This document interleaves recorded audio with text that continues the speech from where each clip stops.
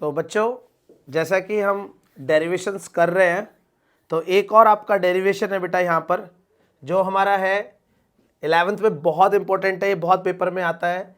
State भी लिखनी है पहले कि क्या होता है, प्रूफ करना है work energy theorem.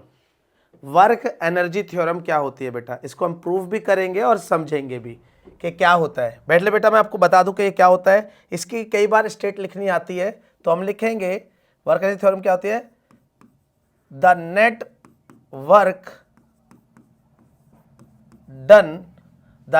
Work done by the all forces, सभी फोर्सेस को मिलाकर बेटा, all forces on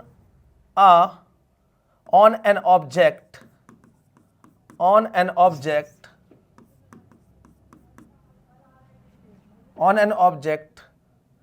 equals the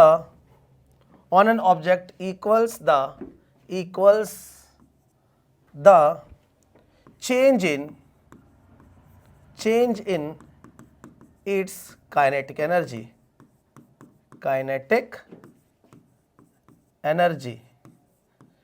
तो कहने का मतलब क्या है बेटा, जो आपका वर्क डन है बेटा, जो भी हो रहा है सभी फोर्सेस से जो भी वर्क डन हो रहा है बेटा, वो इक्वल होता है चेंज इन काइनेटिक एनर्जी। इसे बेटा आप बहुत अच्छे से याद कर लेंगे और इसके न्यूमेरिकल भी आते हैं इस पे बेस बेटा, तो ये अच्छे से आपको याद होना चाहिए। मैं मिठाई के डब्बे में भी डाल देता हूँ आपके लिए, तो अच्छे से खाइए और ध्यान से पढ़िए।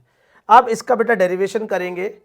डेरिवेशन हम कैसे करते हैं, हम लिख लेते हैं यहाँ पे बेटा, पहले सपोज हम लिख लेते हैं, सपोज मैं पेन थोड़ा छोटा कर लेता हूं,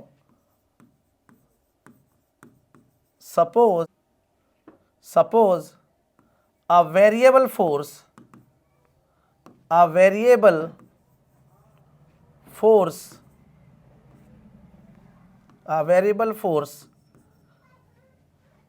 applied on a body of mass m। उस बॉडी के मास, जो मास ऑफ द बॉडी है m है, उसकी एक इनिशियल वेलोसिटी है,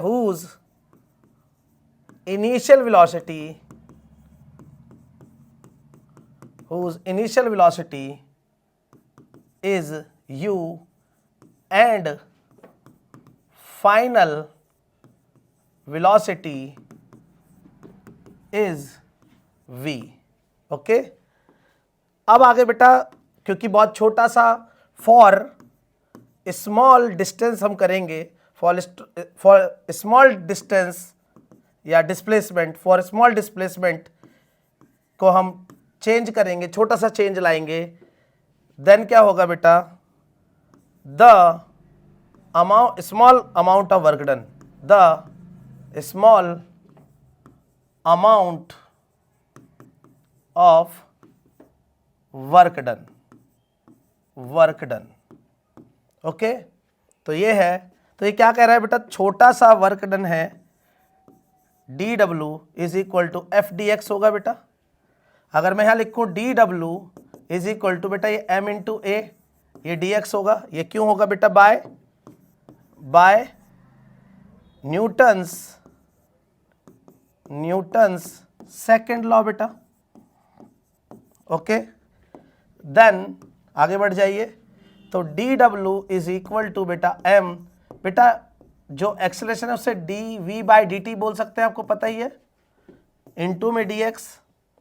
dw is equal to m into में बेटा इसे dx बाई dt लिख दें और हम dv को अलग लिख लें बेटा, तो dw is equal to m into में बेटा dx बाई dt v होता है बेटा एंड dv।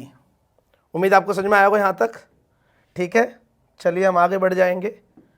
तो अब हमारा क्या आ गया बेटा, dw इज इक्वल